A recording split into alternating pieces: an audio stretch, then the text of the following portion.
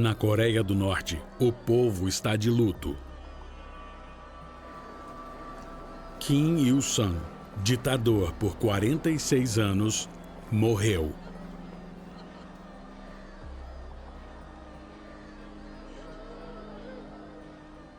Para os norte-coreanos, Kim Il-sung era um deus. E essas pessoas receberam a notícia de que Deus estava morto.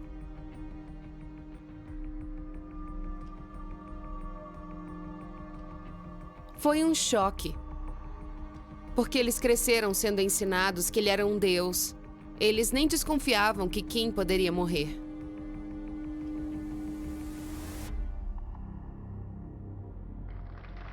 Mas o mito da divindade de Kim escondia uma verdade sombria.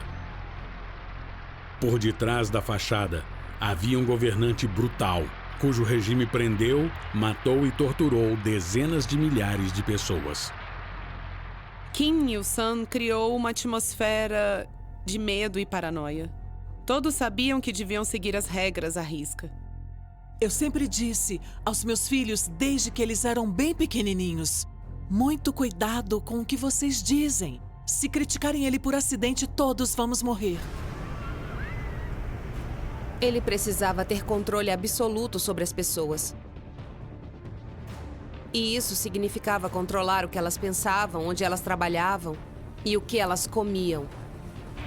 Não existe outro país no mundo que consiga exercer tanto poder e controle sobre seus cidadãos como a Coreia do Norte. Ironicamente, o homem que transformou o próprio país em uma espécie de prisão passou boa parte da juventude lutando pela independência coreana. Como um homem que arriscou a sua vida pela liberdade de seus conterrâneos virou um opressor? E como ele construiu uma das sociedades mais controladas da Terra?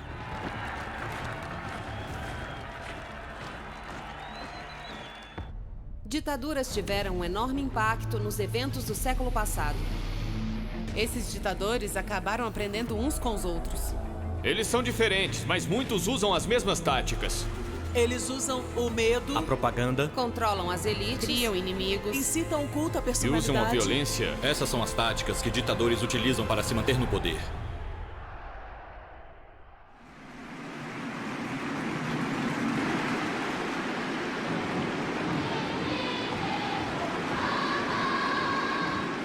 A ditadura que Kim Il-sung formou na Coreia do Norte ainda sobrevive quase 25 anos depois de sua morte. Kim criou esse sistema de governo que colocou ele no centro do poder e que já dura quase 70 anos. É um regime de poder que já está na terceira geração de líderes, todos da mesma família. E esse é um recorde extraordinário. A Coreia do Norte atual, regida por Kim Jong-un, continua um estado totalitário controlado com mãos de ferro. Se você estudar a ideologia de Kim Jong-un, a estratégia, a política dele, vai perceber que é muito parecida com a de seu avô, Kim Il-sung, mas com um toque de modernidade. Essa realmente é uma das sociedades mais isoladas e mais controladas do mundo inteiro.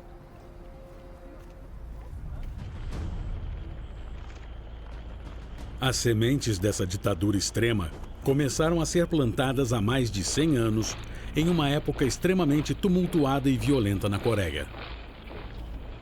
Em 1910, o Japão colonizou o país. O Japão, um império em ascensão, quis garantir uma via de acesso pela Coreia para atacar seus rivais, a China e a Rússia. Para os coreanos, décadas de sofrimento estavam prestes a começar.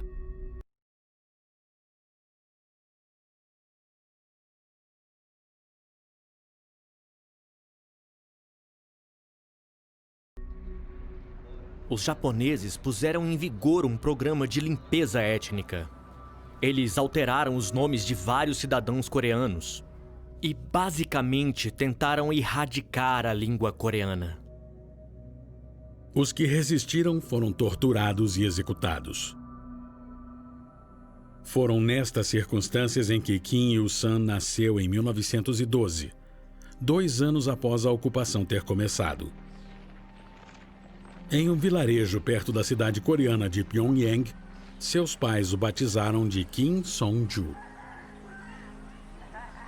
Temos então uma criança que foi batizada de Song-ju, nome que, traduzido, significa pilar do país, ou seja, os pais dele esperavam que ele fizesse coisas grandes.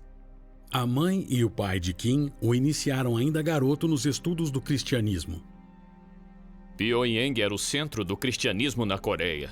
A cidade era conhecida como Jerusalém do Oriente. Kim aprendeu o órgão, instrumento que tocava na igreja de seus pais. Mas pouco antes de seu 7º aniversário, ele teve a inocência destruída. Quando seu pai foi preso por protestar contra a ocupação japonesa.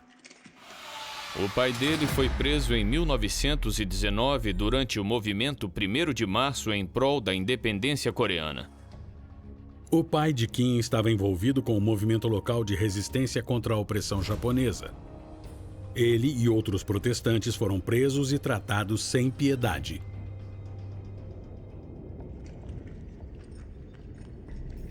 Kim foi levado à prisão para ver seu pai.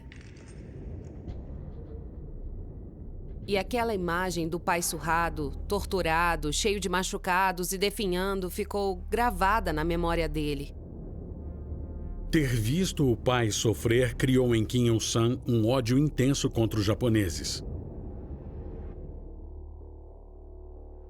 Aos 19 anos, ele resolveu dedicar a vida à luta de seus pais. Ele se juntou a um grupo de guerrilheiros comunistas que lutava contra o exército japonês nas montanhas, perto da fronteira coreana-chinesa. Era uma área bastante montanhosa, devastadoramente quente no verão e congelante ao extremo no inverno, chegando a passar de 40 graus negativos. Piores condições, impossível.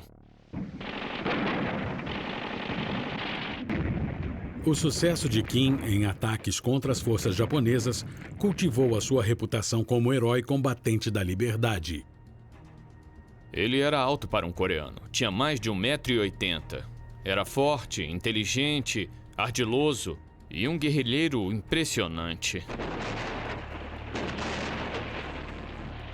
Com 24 anos, Kim já havia subido na hierarquia, liderando centenas de homens em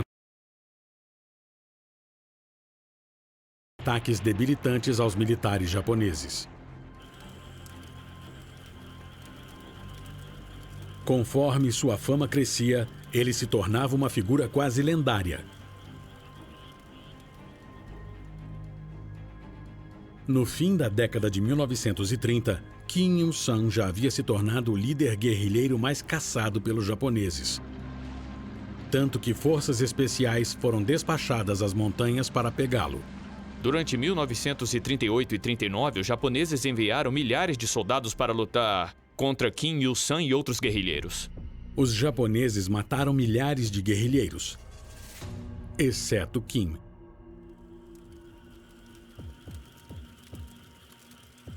Os colegas revolucionários de Kim o chamavam de Il-sun, que significa se tornar o sol.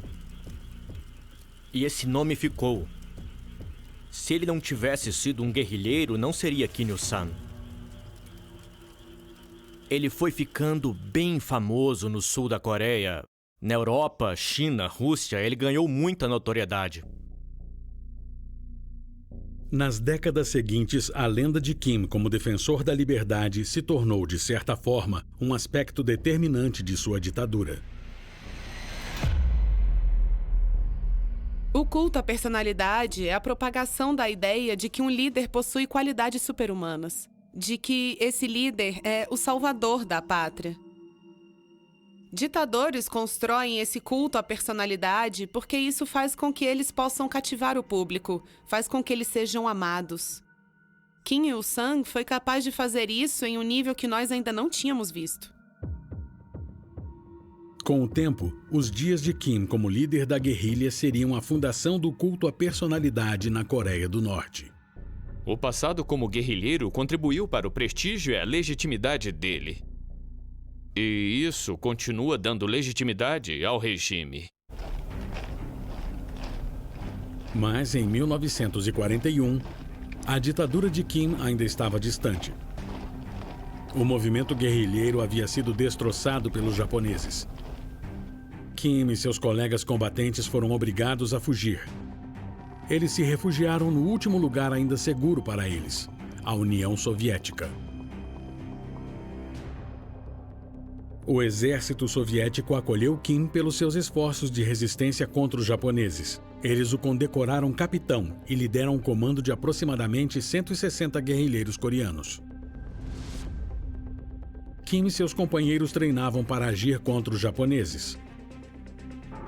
Mas em junho de 1941, a Alemanha invadiu a União Soviética, forçando o país a defender suas fronteiras.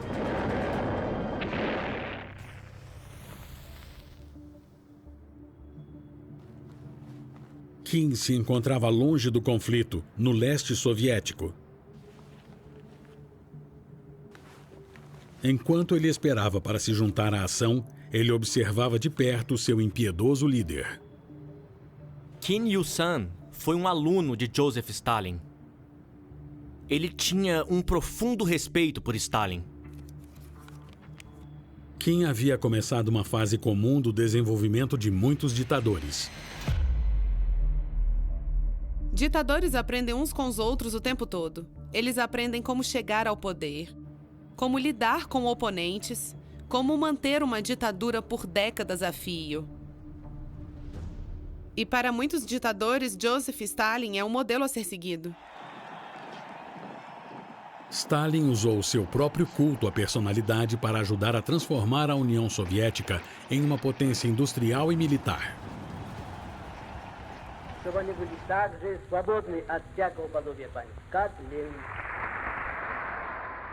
Ele cultivou a imagem de que era o pai da nação, de que era um líder forte.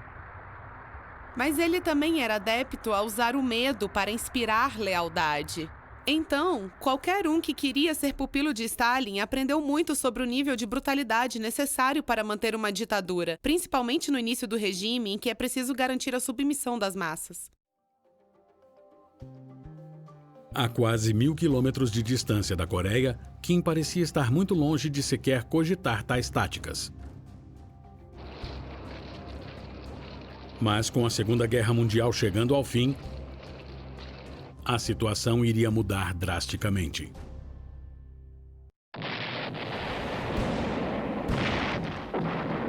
Enquanto Kim estava no extremo oriente soviético, fora de batalha, Stalin esmagava o exército de Hitler na Alemanha. Em 8 de agosto de 1945, Stalin declarou guerra aos inimigos mortais de Kim, os japoneses. Junto com os Estados Unidos, seus aliados, os soviéticos expulsaram os japoneses da Coreia.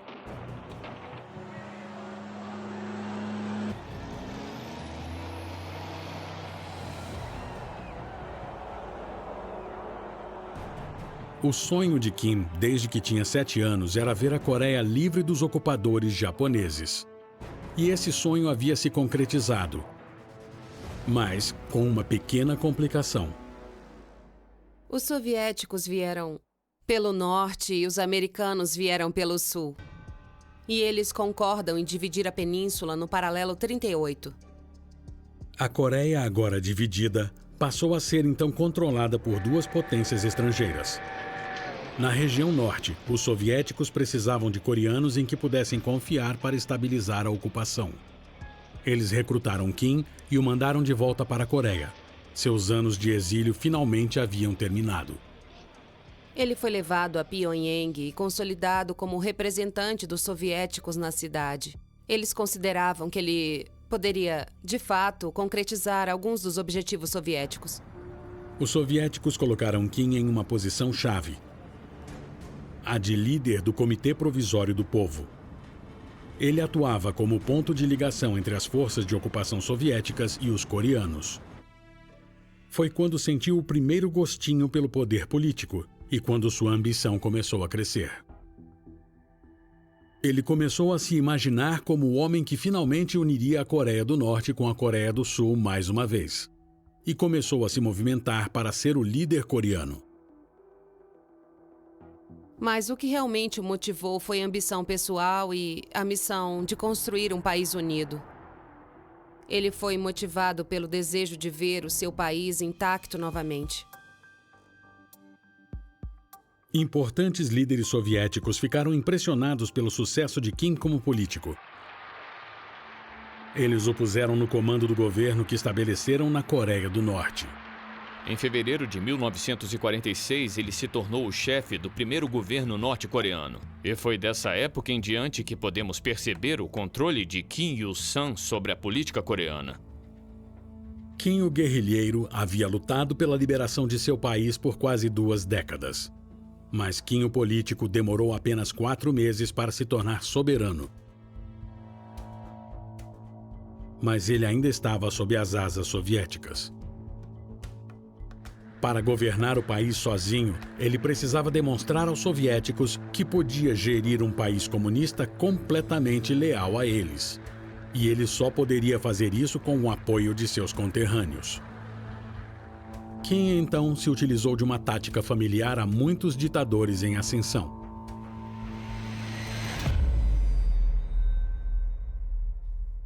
Assim que ditadores ascendem ao poder, eles tentam ganhar apoio político apelando ao máximo de pessoas possível, tentando agradar as massas, se utilizando de artifícios para garantir a lealdade delas. Eles fazem de tudo para que o povo não queira se rebelar.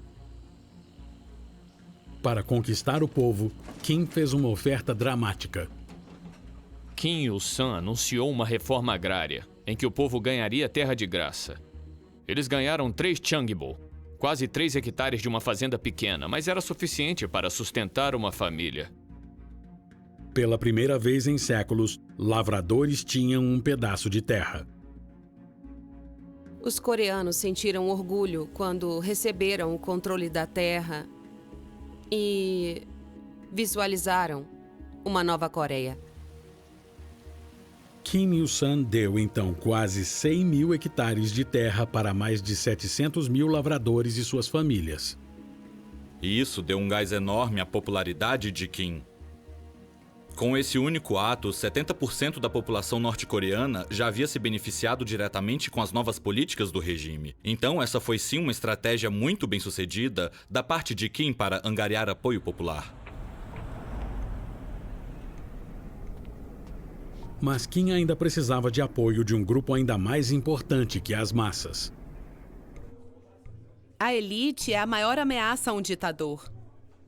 Por isso, eles têm que fazer com que a elite esteja unida e completamente leal. Se isso não for feito, eles estão sempre correndo risco de serem depostos. Depois de usar o incentivo com as massas, Kim se utilizou da punição com a elite, comunistas de alto escalão e outros rivais em que ele não confiava. Kim foi muito astuto ao lidar com seus inimigos. Ele mandou todos para a Coreia do Sul, pessoas que haviam servido os japoneses, militares e outros comunistas coreanos. Todos os rivais em potencial. Kim passou os próximos 2 anos trabalhando para mostrar aos soviéticos que era capaz de governar sem ajuda e quis provar que era capaz de defender o país. Ele juntou um grupo de mais ou menos 200 de seus antigos companheiros guerrilheiros e, a partir disso, formou um exército de mais de 60 mil soldados.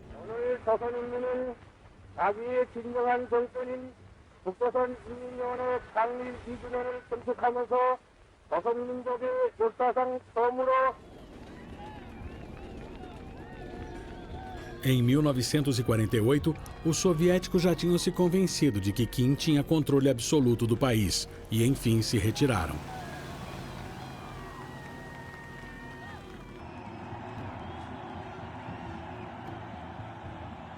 Pela primeira vez em mais de 4 décadas, a Coreia do Norte estava livre do poderio estrangeiro.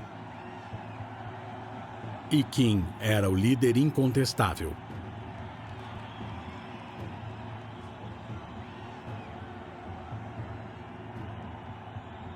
ele finalmente tinha o poder de alcançar seu objetivo, que era compartilhado por muitos no país: unificar as Coreias do Norte e do Sul. Kim queria unificar a península. Ele queria que a Coreia fosse o país que havia sido por milhares de anos sob um único governo. Kim Il-sung se via como o grande unificador da Coreia. Uma Coreia sem tropas estrangeiras. Em meados de 1949, Kim encontrou uma oportunidade. Os Estados Unidos haviam retirado a maior parte de suas tropas da Coreia do Sul. As fronteiras estavam sendo defendidas por somente 60 mil soldados sul-coreanos. Depois de Kim dobrar o seu exército para 120 mil homens, os sul-coreanos ficaram com uma desvantagem de 2-1.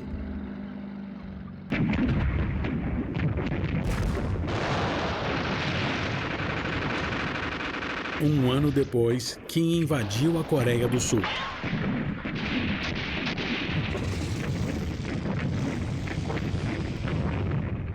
As forças de Kim esmagaram o exército sul-coreano em desvantagem e o encurralaram em uma pequena região do país. Kim acreditava que o seu sonho de uma Coreia unificada estava prestes a virar realidade. Mas ele cometeu um grave erro de cálculo. Ele não tinha entendido que a Coreia do Sul já havia se tornado importante para os Estados Unidos. Setembro de 1950. Com receio do avanço do comunismo, forças da ONU lideradas por tropas americanas executaram um contra-ataque ousado que forçou as tropas de Kim a recuarem para o norte. O exército despedaçado de Kim recuou pelo paralelo 38 para dentro da Coreia do Norte. As forças da ONU, lideradas pelos americanos, chegaram muito perto de acabar com o domínio de Kim. A decisão de Kim de começar uma guerra na Península Coreana levou o seu país à beira de um desastre.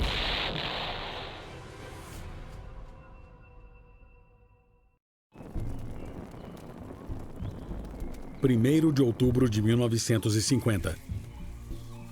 O exército de Kim Il-sung foi forçado a bater em retirada para a Coreia do Norte pelas forças da ONU lideradas pelos Estados Unidos.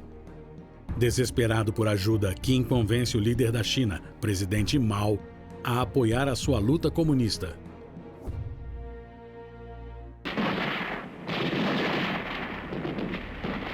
Três semanas depois, mais de 250 mil soldados do Exército Vermelho chegaram à Coreia do Norte pelo rio Yalu, fazendo as tropas americanas recuarem para o paralelo 38. Isso não só salvou o exército de Kim da morte, como fez ressurgir o sonho dele de unificar as Coreias. Mas os Estados Unidos revidaram com uma nova tática brutal. Os Estados Unidos começaram a basicamente bombardear tudo. Mirando em escolas, hospitais, foi um ataque aéreo brutal para devastar tudo mesmo. Pyongyang foi destruída. Hamhung totalmente destruída. Wonsan totalmente destruída. Centenas de milhares de pessoas morreram durante o bombardeio. Foi devastador. Foi despejada uma quantidade maior de bombas na Coreia do Norte do que na Guerra do Pacífico entre os Estados Unidos e o Japão durante a Segunda Guerra Mundial. Julho de 1953. Quase 3 anos depois de ter começado e após um bombardeio americano, a guerra acabou com um cessar-fogo. Seus combatentes exaustos terminaram onde começaram, à beira do paralelo 38. Foi um fracasso colossal para Kim. Seu sonho de unir o país havia sido destroçado. A Coreia do Norte foi brutalmente derrotada e 1/5 da população morreu na guerra. E havia muitos em volta dele que o criticaram por causa disso. Kim estava em uma posição muito precária àquela altura por causa das suas ações negligentes. Mas Kim não tinha a menor intenção de desistir de governar. Ele começou a tomar uma série de decisões com o intuito de consolidar seu poder no país por anos a fio. A primeira foi uma estratégia clássica de um ditador.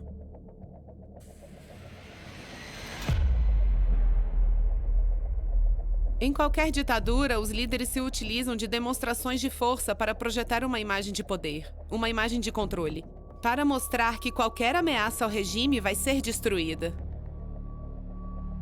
Kim não hesitou em imediatamente colocar a culpa pela derrota em seus rivais, denunciando publicamente 12 oficiais comunistas que haviam criticado suas ações durante a guerra. Os rivais de Kim foram acusados de colaborar com os americanos para debilitar a Coreia. E eles simplesmente confirmaram as acusações. Alguns foram exilados e outros foram executados. Kim Il-sung fez um expurgo. Ele ordenou várias execuções para mandar um recado à elite e ao povo, que se houvesse oposição, ninguém sobreviveria. Como Stalin, Kim se livrou de prováveis oponentes. 2.500 pessoas em apenas 4 anos. Ele foi riscando a lista de inimigos. Analisando as ações de Kim naquela época, chega-se à conclusão de que ele é um líder implacável e sem escrúpulos que não admite opiniões contrárias. Apesar de seus inimigos políticos mais poderosos já terem sido eliminados, Kim ainda precisava convencer o povo de que ele não era o culpado pelo sofrimento que a guerra havia trazido. Para isso, ele se aproveitou de uma tática que viria a se tornar a marca registrada de seu governo.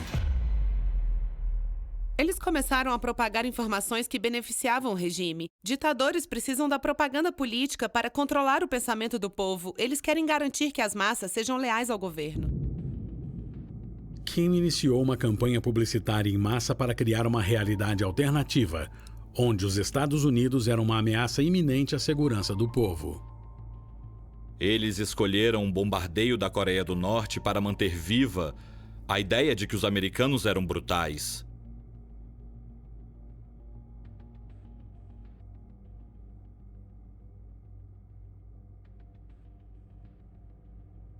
Quando eu era pequena, eu chegava a pensar que as minhas orelhas fossem sangrar de tanto que eu ouvia que o nosso maior inimigo eram os Estados Unidos. Era uma reinvenção da história, mas Kim sabia que, se suficientemente repetida, uma mentira podia acabar se tornando a verdade. Desde o maternal até a universidade, a história que nós aprendemos é sempre a mesma coisa. Foram os Estados Unidos que começaram a guerra. Os Estados Unidos começaram. E foram, então, os Estados Unidos que pediram pelo cessar-fogo. Então, o que nós aprendemos é que nós ganhamos a guerra. A campanha midiática de Kim lembrava a população incessantemente de que ele era o pai da nação. 100 milhões de livros foram publicados para celebrar a grandeza dele. Mas para cimentar completamente seu culto à personalidade, Kim precisava circular entre o povo. Por isso, ele viajava pelo país para transmitir suas ideias pessoalmente. Ele tinha uma personalidade magnética. Ele era uma pessoa que conseguia se conectar muito bem com as pessoas comuns.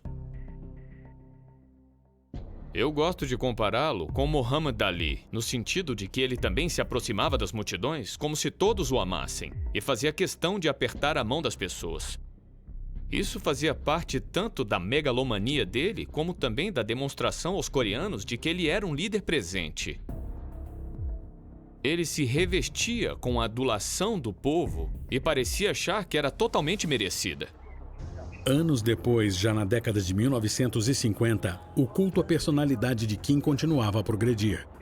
Mas a confiança que ele projetava ao público contrastava, e muito, com a sua paranoia que só se agravava. A paranoia é uma característica muito comum e dominante em ditadores. É uma tendência de projetar nos outros as próprias inseguranças e suspeitas. E o objetivo do indivíduo passa a ser querer controlar cada aspecto da sociedade. Em sua busca por controle, Kim fecha o país. Na tentativa de isolá-lo completamente de influências do exterior, ele cria um cerco em volta dos meios de comunicação e fontes de informação. Tanto informações internas quanto informações entrando e saindo do país. Tudo para manter as pessoas informadas somente com o que o regime permitia. As pessoas são inclusive forçadas a ouvir o rádio, que só tem uma estação, durante o dia todo. Elas podem diminuir o volume, mas não podem mudar de estação. Então, o dia inteiro, elas escutam o quanto Kim Il-sung era incrível. A obsessão de Kim com a lealdade das pessoas foi se intensificando. Ele mantinha o povo na linha com encontros semanais obrigatórios que ele chamava de sessões de autocrítica. Todo mundo no grupo tinha que se autocriticar.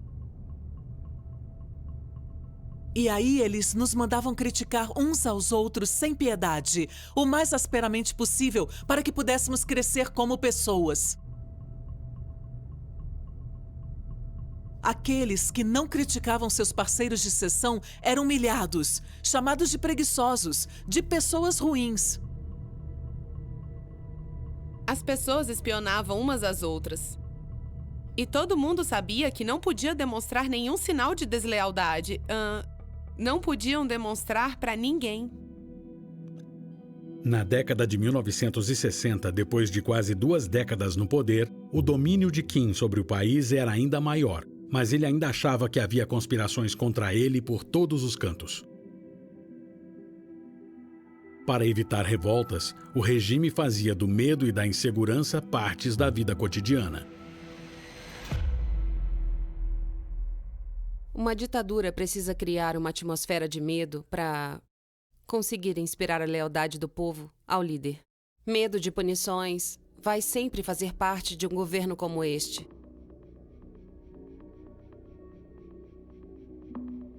Nós vigiávamos uns aos outros o tempo todo, constantemente.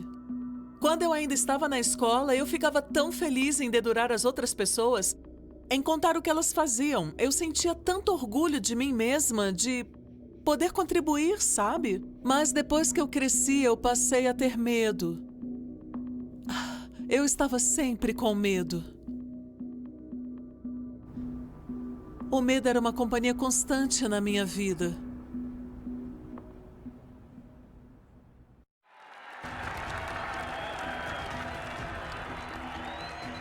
Em meados dos anos 1960, Kim Il-sung já havia criado um culto à sua personalidade que englobava 12 milhões de norte-coreanos. Os desfiles em sua homenagem mostravam o poder que ele tinha.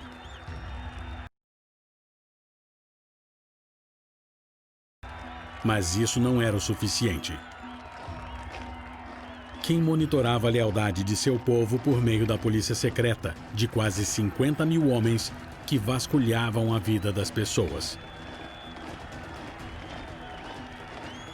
A polícia secreta é importante em uma ditadura porque todo regime autoritário precisa saber quem são seus oponentes, e essa polícia precisava ter acesso a informações de primeira. Para identificar ameaças, a polícia secreta ajudou a pôr em prática um plano altamente invasivo.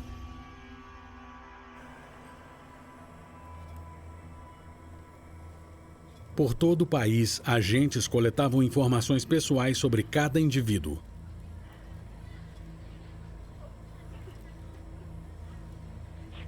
Informações que foram usadas para estruturar um rígido sistema de castas, que avaliava cada um com base em 3 categorias de acordo com a lealdade do indivíduo ao regime. Dentro dessas 3 categorias, existiam mais ou menos umas 75, 95 subdivisões da população. Essas subdivisões determinavam que tipo de trabalho a pessoa teria, que tipo de educação a pessoa teria, onde ela iria morar. O sistema de castas eliminava pouco a pouco inimigos do Estado. Os que eram considerados os piores criminosos eram mandados para os gulags.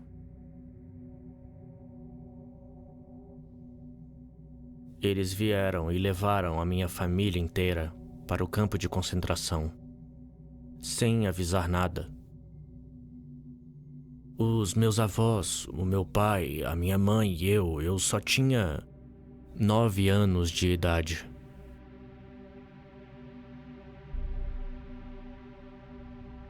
Nós fomos levados para um campo grande que tinha mais ou menos umas 50 mil pessoas.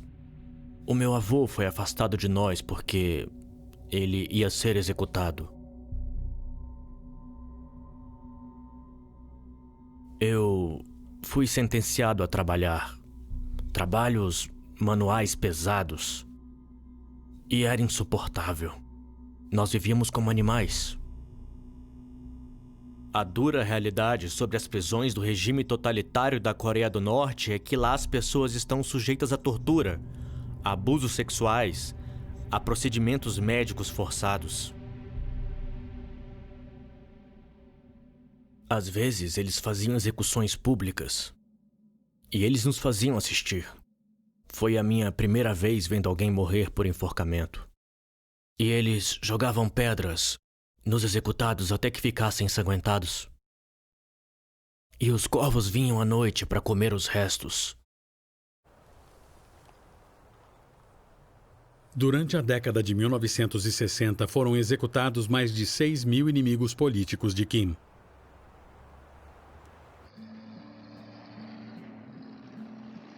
Mas para o fim da década, a atmosfera de medo já havia permeado todas as esferas do país.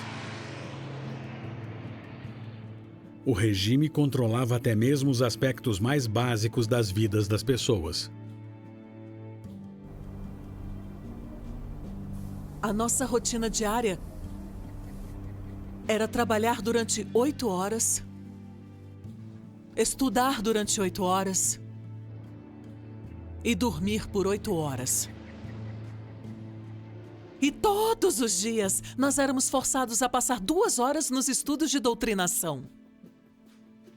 Nós tínhamos que comentar e escrever sobre a ideologia do líder. Foi isso que Kim Il-sung decidiu que tínhamos que fazer. O governo passou a ditar até mesmo quanto uma pessoa podia comer, racionando a comida por meio de sua política de distribuição alimentar. Adultos podiam comer 700 gramas por dia, estudantes mais velhos 600, estudantes mais novos 500, e idosos 300 gramas. Eles davam comida para nós, o suficiente para nos alimentar e ainda ficarmos com fome.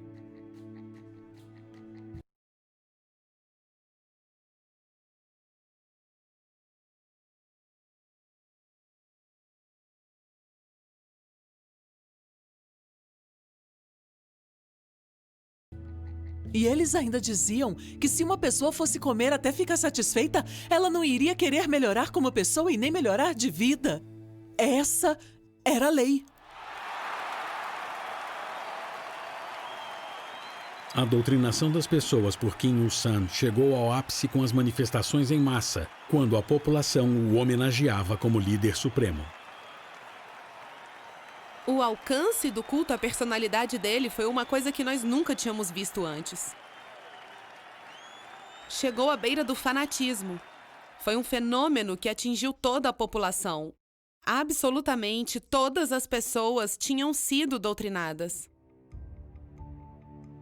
No início dos anos 1970, o culto à personalidade de Kim Il-sung na Coreia do Norte já era inabalável.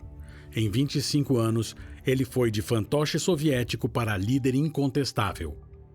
Mas Kim ainda era assombrado por um problema. Como garantir que o seu governo continuasse depois de sua morte? Kim sabia que não ia viver para sempre. Ele viu o que tinha acontecido com a União Soviética depois que Stalin morreu, como o povo sofreu com a confusão política e como o país foi numa direção que Kim considerava errada. E ele não queria que isso acontecesse com a Coreia do Norte. Ele se decidiu por um plano raro e pouco convencional para um ditador comunista que se aproximava do fim de seu governo. Ele passou a cogitar a família. Afinal de contas, em quem você confia mais do que as pessoas do seu círculo familiar?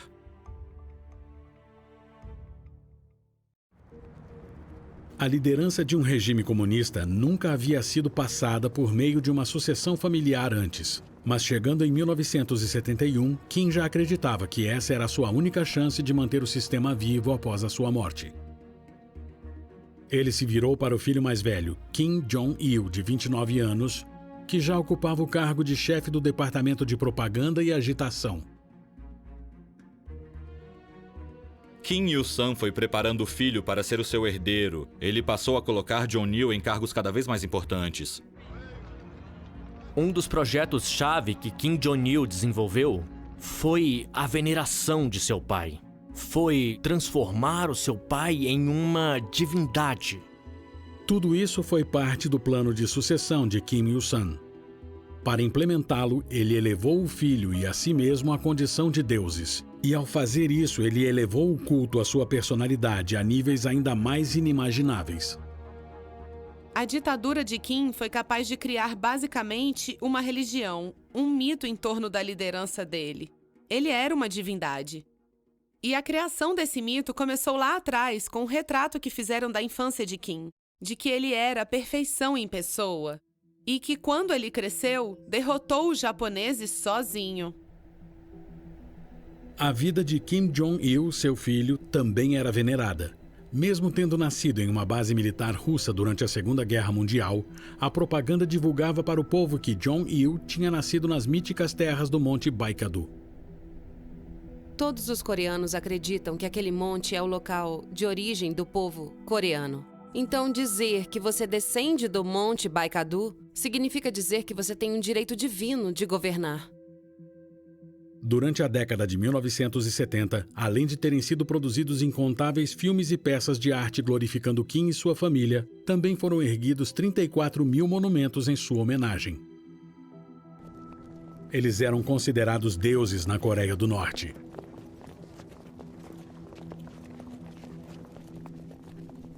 Kim estava satisfeito. A sucessão estava garantida e ele pôde se dar ao luxo de se retirar. Daquele ponto em diante, Kim Jong-il seria o responsável por boa parte das minúcias de governo. Nos anos 1980, com seu filho praticamente governando o país sozinho, Kim Il-sung passou a se preocupar com suas próprias necessidades. O homem responsável por mais ou menos 260 mil mortes nos gulags agora estava obcecado em prolongar a própria vida até os 120 anos de idade. Para fazer isso, Kim criou um instituto de investigação sobre a longevidade, cuja única missão era mantê-lo vivo. Eles costumavam pegar homens que fossem da mesma altura, peso e idade que Kim Il-sung para testar procedimentos médicos. Foram colocados marca-passos em 15 norte-coreanos. Eles queriam ter certeza que o aparelho iria funcionar quando fizessem a operação em Kim Il-sung. Kim ordenou aos seus médicos que eles lhe dessem dezenas de transfusões de sangue de homens saudáveis. Ele passava horas perto de crianças na esperança de absorver um pouco da energia delas.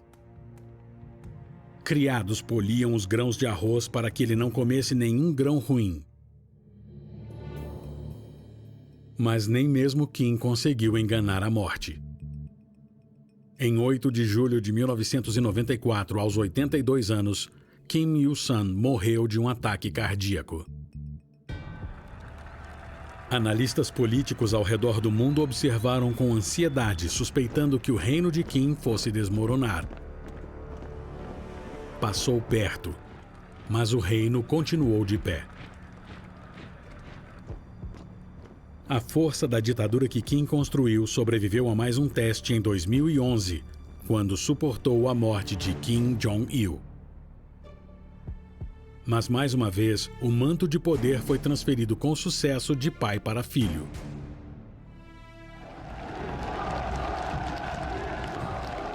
Hoje, sob a liderança de Kim Jong-un, o regime se consolidou ainda mais por meio da adoração ao governante.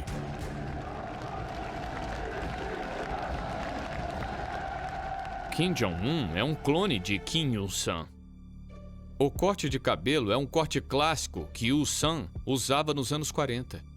Eles até engordaram Jong-un para que ele ficasse mais parecido com um avô. O culto à personalidade de Kim Il-sung nunca se apagou. A presença dele é sentida em todos os lugares. Eles têm músicas, hinos, livros, histórias, estátuas e cartazes em todos os cantos. É impossível evitar.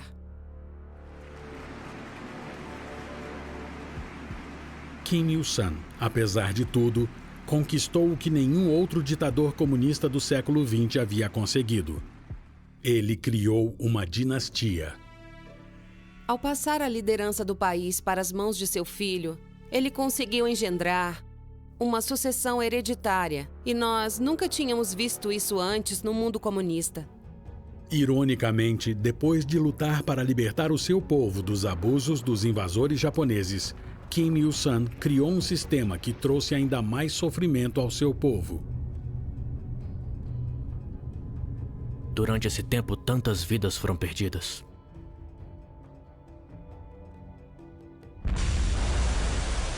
Ainda sem se entender com a Coreia do Sul e com os Estados Unidos, a Coreia do Norte é agora uma potência nuclear. As ramificações disso agora são mais assustadoras do que sob o domínio de Kim Il-sung. A Coreia do Norte tem a capacidade de destruição com essas armas nucleares.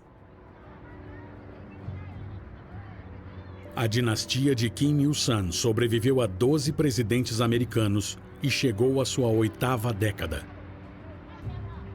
Mas a pergunta permanece: por quanto tempo a criação de Kim, a sociedade mais controlada e isolada do mundo, vai durar?